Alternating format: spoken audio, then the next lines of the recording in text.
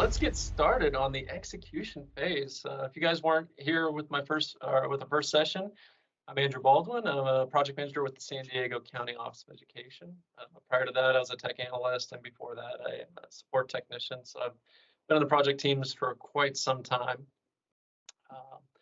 We're just going to dive right in, and we don't have to go so fast this time since we're not going to have tech issues. So let's jump right in. Here's the map. If you haven't downloaded it yet, you can use that little download button on the right. As you find takeaways and see places where you can actually apply these practices, go ahead and just write them on your map. Keep track of things. The goal is to actually come out of this with actionable results and not just a bunch of theories. Like I said, we probably won't have time for questions right now, but we do want to answer your questions. So you see that link down at the bottom, the Padlet link. You can throw your questions up there along with shout outs and takeaways for the day. All right, we've gone through the planning forest, and now we're starting off into the execution mountains, and we're going to walk a lot slower this time. So if you're a little bit more literal, you can see the same things on this chart here. What we're working on is tasks, status meetings, status reports, communications to stakeholders, and the go live. So we're gonna just dive right into that and start with task monitoring, which is where the work's really happening. For the most part, you're not monitoring tasks; you're completing them as a project team member. But we still want to cover it. This is probably one of the biggest parts of execution is actually doing the work. So the idea is the project manager is going to set up some sort of project management board to manage the tasks that are associated with the project. The screenshot here is a real project that we did last year. This is our multi-factor authentication project. The one in the back, that's the board from Monday.com. The front version is an Excel version if you want to do the same thing, but in Excel because you don't have project software. The way this goes is the project managers. Did somebody have something to say? Nope, just an unmute. Okay. The project manager set up the project board with as much as she knew at the beginning of the project. And she knew a lot because we did a really thorough charter. So she had a really good idea of what was expected. So she set up a project plan that matched that as well as she could. And as the project progressed, each individual team member kept the board current by adding their own tasks. So as a project team member, you say, oh, I realized I've got to email this person about it, or I've got to, install this piece of software. You don't have to go to the PM and say, hey, I got to install some software. You just add it to the board and then keep track of it that way. And if it's something significant, you can, obviously communicate to them, but you don't have to go through them to add stuff to the board. That's the point, is that you have ownership over this. We're not trying to get top heavy on management for sure. And then as the tasks are added and completed, the project team members, which is you guys, keep the board accurate by setting your own statuses, typing your own updates if you're using a software system. But the point is that you're the one tracking your pieces of the work here. You don't have to go, say, hey, Mr. PM, I completed it. Can you mark it as done? You mark it as done yourself. The point is to not have to go through a middleman for everything. As far as what's expected as a project team member, you're responsible for looking at the plan and knowing your due dates. You're committed to the project, I hope, working towards the goals of the project and successfully completing your tasks on time. You're regularly entering your updates and color coding your status. As you see new or unforeseen tasks, add them in yourself. Follow the project plan and try to stick to the process. And then if you have things that pop up, just keep your supervisor or your PM involved with what's going on. Pretty straightforward. One big thing is really want to engage with the PM. They really, typically a PM may not be an expert in your area. So, for example, I've got basically no PeopleSoft experience, but I will at some point be expected to manage PeopleSoft projects. I'm not an expert. I know about this much about database work. I know quite a bit more about dev work, but I am in no way an expert. So I'm really counting on my project team to tell me what I need to know. As far as what actual work's getting done. I can organize it, I can kind of keep the ball rolling, but I am in no way an expert, and I count on the project team to keep me, keep me in the loop, keep me in, just, I don't know anything that they don't tell me, basically, as far as PeopleSoft goes. So that's what I'm trying to get across to you guys is they're not going to be an expert probably. They're counting on you to keep them updated on what work actually needs to get done and how it's going. Also, don't assume that they know every detail. So if you're aware of a risk to the project, like I said earlier, make sure they're aware as soon as possible. Just because they're the manager of the project doesn't mean they're experts on every little thing. They're not going to know every little thing about it, especially on these bigger projects. You may share concerns about the project with the PM and expect that it'll be handled correctly and tactfully, I hope. So not a lot there, but just make sure you're engaging with them and they're counting on you. They want you to talk. They want you to, be involved with them. Moving right on to status and stand-up meetings. These are two different types of meetings. And it sounds a little, I don't know, at the beginning I kind of roll my eyes when I'm learning about types of meetings. You automatically are just like, oh my God, I don't want to learn about types of meetings. But the point is to fit our meetings into these pockets so that we can have less of them and so that they can be more concise and they don't drag out and you're not sitting in a meeting going like, oh my God, they're just talking and talking and talking and forever. When are we going to get to the point? The point is to get away from that. So that's why we're trying to apply these formats and actually talk about our meetings. So starting off with status meetings. The point is, if you're working on a piece of a project, what's everybody else doing? Where are we at? Especially on these big projects where you feel like maybe kind of isolated as to part of what you're doing. You don't feel like you're connected to the whole project.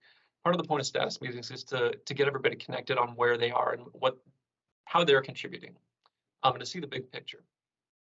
So you can expect to be invited to a status meetings for the project. The status meetings used to discuss new information, to provide updates, talk about risks, challenges, and how to solve them, to see demos, just really status of the project. Duration and frequency will vary by project. We do try to keep them regular. So one of my projects, we're doing monthly status meetings. The core team is getting together very often to do work, but the real status meeting where we kind of include the big team, those are only happening once a month because we don't want to get overloaded with meetings. We want to have a quick, tight, and expected. We want to have a real good format. On the other end of that, maybe you have weekly 1-hour status meetings. If you have a small team and you're just trying to keep the ball rolling. So to give you an idea of what a status meeting can look like, we're going to show two clips from two status meetings. These were held in 2020 for a statewide reopening dashboard project. This was a big project. The project team was made up of different units, all creating a new web portal with a new dashboard, operating under a tight timeline, lots of moving parts. So the first clip shows Perry running the very first status meeting for the project just before winter break. And then the second meeting is a few weeks later, after winter break. There was time for demos of the work in progress. So as you watch, it's short, it's 4 minutes. Look for things that stand out to you about the way they were conducted. And then we'll ask you in chat to point that out. So actually watch. Let's see if this plays the way it's supposed to. Good. Everyone looks great, so I love the holiday backgrounds. Oh, yeah. Yeah. Very festive. All right, everyone. Welcome. Did you eat your Wheaties this morning? I'm going to keep asking you that. We've got a big day as we're trying to wrap up and get ready for winter break for some of us, but big day because we're still pushing through on many tasks related to our project. This is our statewide reopening dashboard project, and just as a reminder, this is a Friday meeting that's meant for all of the team players. We're having daily stand-ups. We've done 2 so far. So today's an opportunity for us to come together and share out kind of big picture. Moving forward, once we get into a groove of these, ideally I would have the weekly status report ready to go to review also. That is something that we could look at. We're not quite there yet. So for today's agenda, what I thought we could do is start just by having a discussion that would really recap where we're at. So not the nitty gritty details of all the meetings you've been to, but kind of summing up what progress you think you've made in your group, or what's an accomplishment that you think is noteworthy to call out for what we've done so far. So that's meant to be a discussion for all of us first. We can do roundtable in the similar way to the stand-ups. So we can go from infrastructure first to then the work that we've done toward the portal, the dashboards and so on. John has done some work around the requirements, and he's talked to several people. He's got a big master document he's working on. We're not going to go through page by page of that document today, but John's going to help review with us the requirements as they stand today. We're calling it draft version A, knowing that some things could change. So he'll speak for us and share out so we can ask any questions around what we're trying to accomplish and what the requirements are. I've got some logistic pieces with you to share with you, the OneDrive folder that I just shared with you before the meeting, and how time tracking will work. And then John is going to lead a discussion with everyone about what we think we can do next week. It's a short week. Some people are out, but just to get a sense of what next week looks like. All right, and before we leave, I'll make sure that everyone knows who's out next week too. Okay, so let's just start kind of the high level. And I thought actually, John, I was going to ask you first if you can just share out what progress or accomplishment do you think is noteworthy from your perspective? Well, I think we're going to wrap our first meeting. I'll send out a few notes, follow up in the chat for this meeting, and look for information about the time tracking spreadsheet getting updated. So I'm going to add in some more tabs for the individuals, and we'll be reaching out to you with additional information. Thank you, everyone. Have a nice holiday, everyone. Take care, everyone. Yeah. Happy Have a holidays. great week for those of you who are off.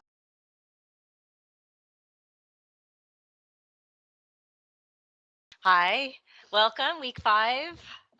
We are going to have our weekly status meeting to get everyone up to speed and to talk through anything that needs to be discussed. Here's the agenda. So I'd first like to share with you where we're at with the project as far as our team size, how many hours we've contributed, just our overall totals. We've got some high-level updates from each of the area leads to share out where we're at. With the exception of app dev and our BI teams, they're going to go 3rd and 4th with 2 more show and tells. We've got a web portal demo and a dashboard demo.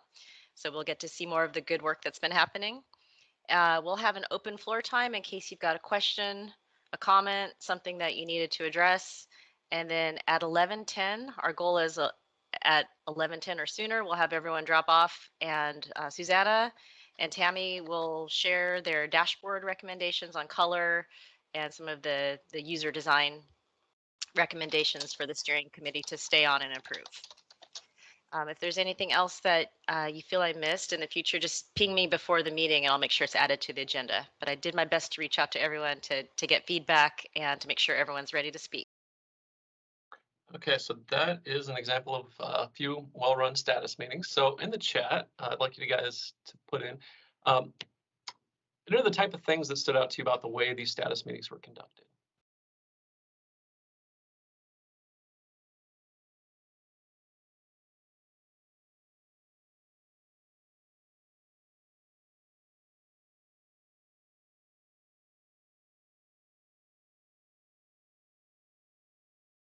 Started with the review of the agenda. Yep, direct and to the point. Definitely, Tony. Kathy, organized. Yep, very organized. Everybody's on time. Yes, I very punctual. I mean, especially in virtual. Say meeting starts at 10, just start it. People will get the point. They'll start showing up on time. Expectations, straightforward expectations. Move along quickly. Yep. Overviews without too many details. Yes, you don't want to get into like a 35-minute rundown of the latest firewall statistics, that kind of thing. Structured format, yep, part of the point is to apply a structure so that you know every project you're on, the status meetings, they're going to have the same flow. You're hopefully going to have high quality interaction and not, again, meetings that drag on forever. Everyone's receiving the same information at once. That's a great point, Tom. That's a big point, is you don't want half the team hearing one thing and the other half hearing another thing at different times. Or if you're doing emails, half your people are going to read your emails. So part of the point of the status meeting is to at least, have a captive audience. Andrew, really quick, I don't know if you have time for questions, but regarding that, in the day and age of Zoom or Teams, do you want to record status meetings? Our team does. To be honest, they're very, very good about recording. Personally, I've never watched a recorded meeting, I think, ever. And so I don't bother. But I will say, as our ePMO team, we are very good about that. So yeah, it's a good bet, and that's one of the things that we dump in the file repository pretty much every time is status meetings get tossed in there. But again, I'm never going to watch it, so I don't bother. Same with some of the other things we'll talk about later. People like to create documents and then file them away. You're never going to look at the document again. The processes are valuable, but the document sometimes, who cares, right? It's busy work sometimes. Kathy, you have your hand up. Oh, yes. I was wondering, I was going to type it in here. Do you prepare the people who are going to speak ahead of time so they come prepared to the meeting of what the expectations are of them in the meeting? Like, Yeah. come with your thoughts. And in fact, that leads right into my next point. Even as a team member, we'll have an agenda. And then if you see, just because the PM said the agenda is this, if you think something needs to be talked about, let them know, throw it on the agenda. Again, it's that two-way. It's not top-down. It is really a collaborative process. That is really the point. They're there to organize the work and kind of keep somebody, they're the person that has their head around the things that need to happen, but you're the ones that are actually doing it. Absolutely contribute to the agenda. And if it's not on the agenda, but you realize it needs to be talked about, just throw it out there. It's kind of a balance of staying organized and staying to the structure, but also getting the work done. So sometimes you just kind of have to play it by ear. So those are our 3 points as far as how you can best serve as a project team member: is reviewing the agenda, add items that you think need to be there, and be active. Ask questions, provide input. Again, it's collaborative. It's a project team working together. We don't ever want to feel like somebody's just invited to a meeting and they just got to sit there and listen. But again, if you don't have something to say that's valuable, maybe don't talk too much. Yeah.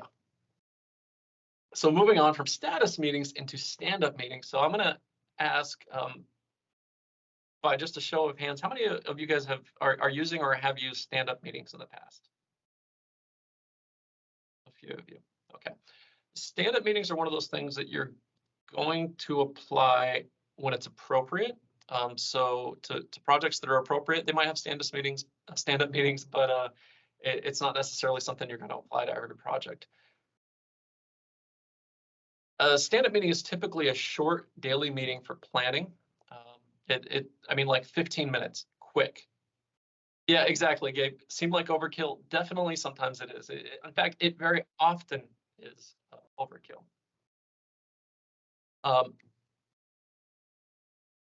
It's pretty heavily used in dev work. So if you have a team that is focused on the project, they don't do anything else except that project, that's where stand-up meetings start to come into play more. But with a lot of us that are juggling operations along with some side project at the same time, stand-up meetings might not be the right fit. So really it's about focus and fast moving. That's where stand-up meetings really seem to have the best value. So it's typically a daily meeting, and the format allows everyone to hear the current progress of every team member and to address any roadblocks. That's really what it is. Keep that ball rolling constantly, keep the work moving fast. So ironically, this daily meeting is supposed to make the work move faster, not slower. That's why we're fast, we're tight, and everybody has a voice. That's the point. So if you're on a project where stand-up meetings are being used, you should be prepared to succinctly state what you've done since yesterday, what you're working on today, and if there are any roadblocks. That's it. 3 items. Every single person talks in that meeting. Nobody's quiet.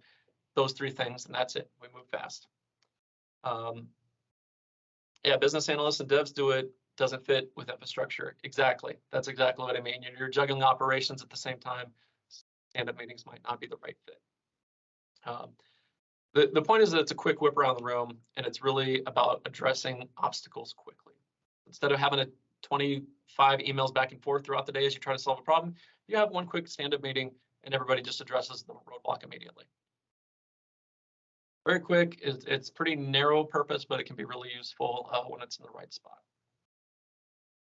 Moving on to status reports, very exciting stuff. A big part of this project success is communication. So you've seen how a project plan, status meetings, stand-up meetings, they all help everybody be on the same page. So the way we document the progress and share it with others that might not be at those meetings especially is called a status report. The project manager is going to prepare this, but they're probably going to count on the support of you as a team member, especially if you're on that core team. They're going to do these on a determined basis, and so they should be consistent and expected. For example, like every Friday is usually when we send our status reports, and those will include all the stakeholders that are kind of close to the project. So probably anybody that was on the kickoff meeting is probably going to get a status report. You know, the project sponsor is going to be looking at those especially, but it's also good info for the whole team, especially if you're not in all the meetings or you're not real close to the work. Sometimes it's good to see where the project is and know that it's still moving, especially those extended teams that got invited to the kickoff and then they haven't heard anything for a month. You know, they might assume that the project's dead, or they're just like, think that nobody's actually working on it. So those status reports remind people somebody's working on this, it's getting done, the ball's still rolling, and eventually it's going to get to you. Here's a quick at a glance of how our status reports look. Everyone on our team is using the same format. It documents everything that happened that week, including the accomplishments. It says what's in progress and what the next steps are and what the risks are. So it's kind of like a version of, it's kind of like the stand-up meeting where you're talking about what you got done, what you're doing today, and any roadblocks you have. Status meeting is kind of like a bigger version of that, but for a bigger audience. The question is, where does the information from the status report come from? And there are 3 inputs. The big one is the project management software or the Excel sheet that you're using. Another one is the status meetings. So the actual just conversation there contributes to the status report. And then direct collaboration with the project team, if you guys are collaborating, in your own ways, all of that contributes to what goes into the status report. Typically, you're all going to agree that this is what the status report looks like. So maybe maybe one of your collaboration meetings that week, you just cover, okay, what's our status report for the week? Or maybe in a Teams chat, hey, everybody, what does everybody want to throw in for the status report? That kind of thing. But it's a collaborative process. You're contributing to what goes into this report. So for how you can serve as a project team member for a status report, make sure you're updated your items in the project board, especially before the status report is created. Ideally, you're doing it as you're completing items, but at least do it before, if the report's going on Friday, get your items updated before Friday. If you're on the core team, just provide direct input to the report. And then when you receive it, just scan through, email, read over it. You don't have to get crazy about it. Just have an idea of where the project's going. I'm nosy. I like to know where everybody's at, so I pretty much read every status report I'm given. I'm one of those guys. All right. So we're going into Project Land has a monster, and that monster is called scope creep. So we're going to watch a video. You can sit back and relax, about a 6-minute video, I think, of the scope creep monster in action. I don't get it. What? That. It's a Bradley. Well, if that's the Bradley, then what's this? What's the date? 1968. The question is, how did they get to that? From this.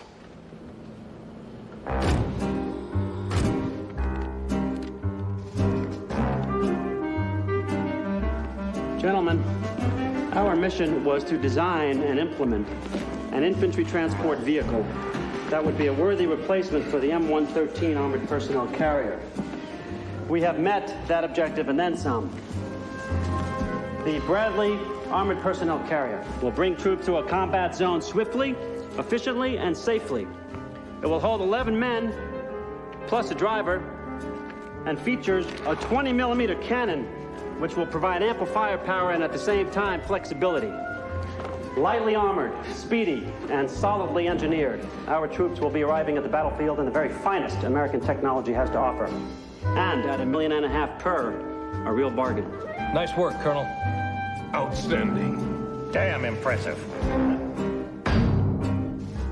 In other words, it was designed to be a big taxi cab, drive guys to the battlefield and go back home. But how did it end up with a turret on top?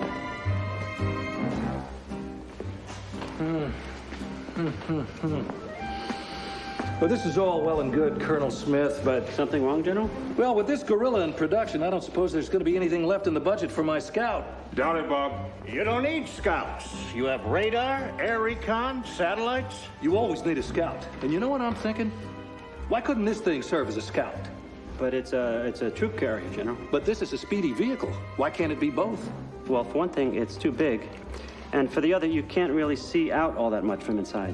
Sounds like a design flaw to me. Design flaw? No. No, we'll just stick a turret on top with lots of opticals. But then, sir, it'll be even bigger. Well, what's your problem, Smith? Not elegant enough for you? Well, the thing is, General, it's kind of hard to do a sneak and peek when you're over 10 feet tall. He's got a point, Bob. Well, all I know is we need a scout. This is fast enough to do the job, and it's funded.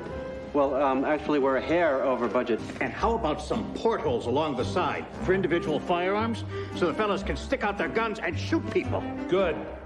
And you know what, Colonel? We already have the turret. We ought to get the biggest bang we can up there. I'm sorry, bang, sir? You can't hurt anybody with that pansy-ass gun. Add on some firepower. Where am I supposed to fit the extra ammo? I don't know. Can't you just shift things around? Make some room. You already got 4,400 rounds of machine gun ammo. Now you want to add 25mm shells. General wants his ammo. You can't have his ammo, not unless he runs alongside this thing carrying it. Well, can't you just squeeze it in? No. Oh, come on, just squeeze it in. We're not trying on Levi's here, Colonel. Are you telling me that in a vehicle this size, you can't find room for a few rounds of ammunition? Not in its current configuration, no, sir. So the configuration's wrong. There must be something you can dump. Dump, sir? Something you don't need. General, the interior is very spare. Besides the ammunition and the men... Maybe you can leave one of the fellows behind. With the ammo where the men go. Sir, it is a troop carrier. So? Make a couple extra trips. What's the difference?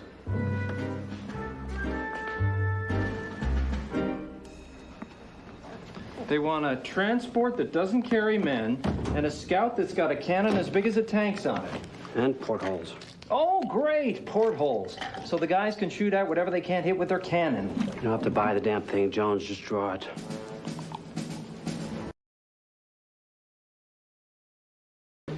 We are pleased to present a scale model of the new Bradley fighting vehicle.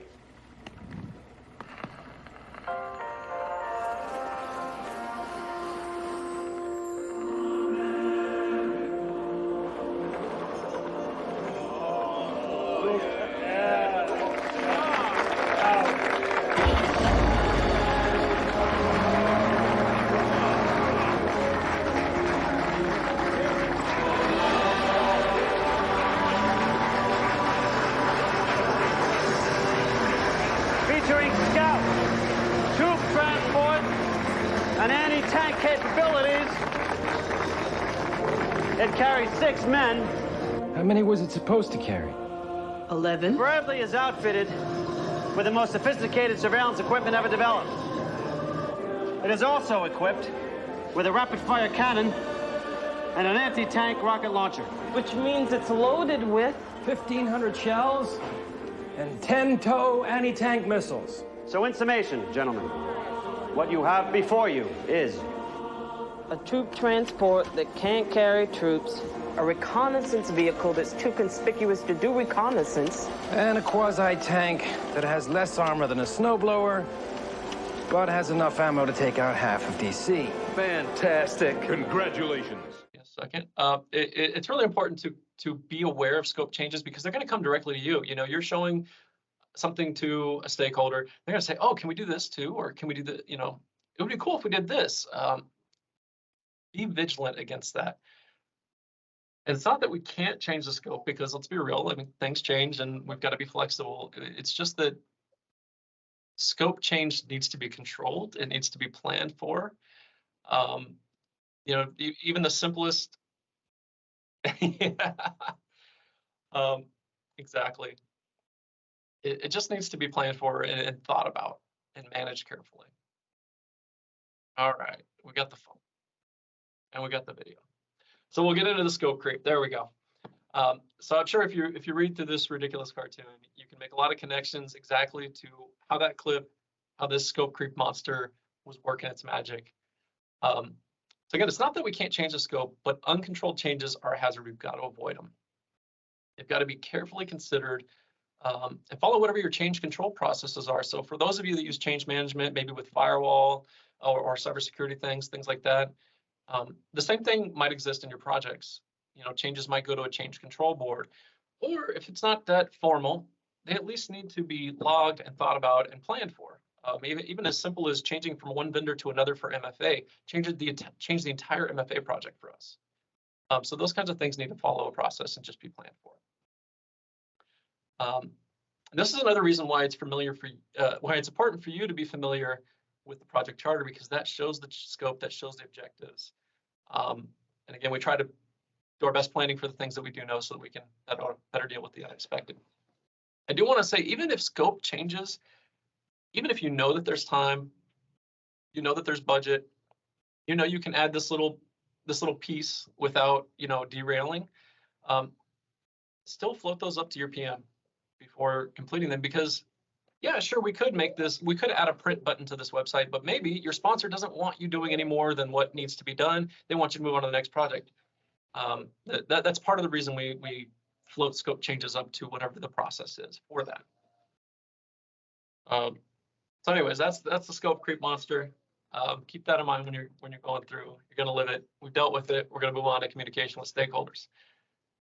So communication in a project. Sorry, one of my dogs is crying because my wife left them alone with me.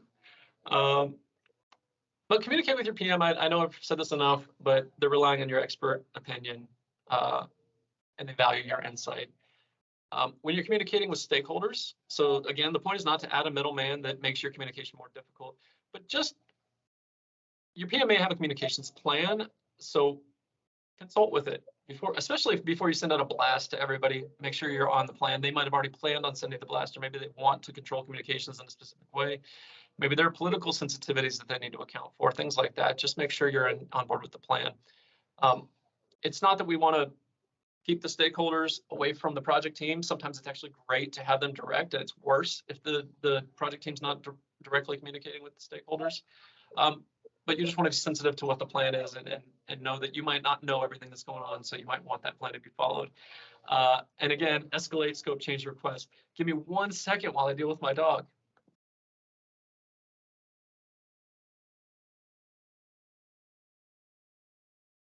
All right, guys, thank you. This is part of my life. I have 2 dogs of my own, and we foster dogs, and we're babysitting my brother's dog while he's away on vacation. So I have 6 dogs in my house right now. Yeah, and so life is nuts. All invading the house. So anyways, those of you with dog problems in the virtual world will know what I'm talking about. Danny, that GIF is so accurate. One of the dogs only has 2 legs though, so I don't think it's jumping anywhere. Anyways, moving on to the last place in the execution forest is the go live, which is to me the best part. Those of us that like getting things done, it's exciting to actually get it done, flip the switch, release the product, whatever that looks like for you. And I just want you guys to know that your project manager has a go live checklist if they went to this conference, and they'll be hopefully referring to that as a starting point before your project goes live. And by go live, we mean not when your project actually starts, but you are releasing it out to your stakeholders. So if you built a new website, you finally made it public. If you built an MFA system, you're finally turning it on for all of your end users, that kind of thing. So here's some of the items on the checklist that you might be asked for input on, which is, are there outstanding issues relating to going live? This is huge. Again, if you see problems, speak up. Don't be shy. Don't be worried that you don't want to be the naysayer. It's much better to be the naysayer early than to be putting out some crazy fire that affected 10,000 people later. So speak up. Nobody knows that they're at risk better than you. I will say, if it's complex or sensitive, a public meeting is probably not the place to speak up. So I would say, have a one-on-one with your project manager. Maybe follow up with an email if it's something complex that needs, that should probably be written out in detail. You know, if you got a lot of doom and gloom, maybe don't hash it out in front of everybody and put everybody in an uncomfortable and maybe inappropriate position. Just sit down one-on-one and have a real conversation with them. The next point is, do you have a backup plan and is it needed? So if MFA crashes and now all of a sudden none of the employees can log into their accounts and get work done, how do we reverse? How do we get back so that they can get their jobs done and we can fix the problems without, you know, completely destroying the organization? Have the users receive training and documentation, or are they prepared to get that after we go live? Has support staff been trained and are they ready? Everybody forgets this, especially those of you that have done the help desk work. Somebody implemented this big system and now you have 1,000 calls that you had no idea you were going to get. Get your support staff on board, make sure that they know how to support the system and that they're able to support it the day that you go live and maybe that week that you go live, what have you. So for example, the MFA project, we actually set up a hotline where people could call with MFA issues and they would go straight to the top of the queue, have immediate support so that they weren't stuck not being able to work. And then if you want, how's the support team going to track the issues related to this project? So if we find out, you know, if MFA is creating hundreds of tickets every day, how are we going to track that so that we can kind of correct whatever's causing that issue? How do we correct it after the fact? And again, if you have concerns, speak up.